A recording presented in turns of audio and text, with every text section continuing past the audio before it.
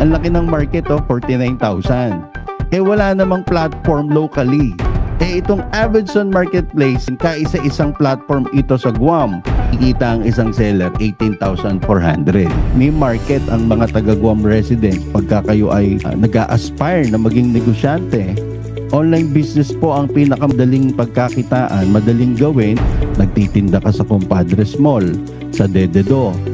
Ang market mo lang kung sino lang yung pumapasok doon sa Bazaar 1 or sa Bazaar 2. Pero pag online store, mas malawak, mas malaki.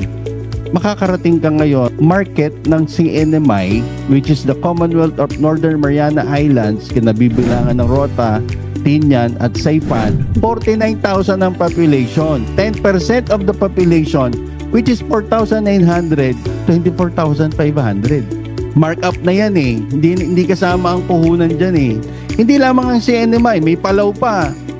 18,000 ang population nila. 10% of the population ng Palaw, which is 1,800, times $5 markup sa isang item na mabebenta mo, $9,000 siya. Isang order ng isang item, isang buwan, 9,000 na ang kita.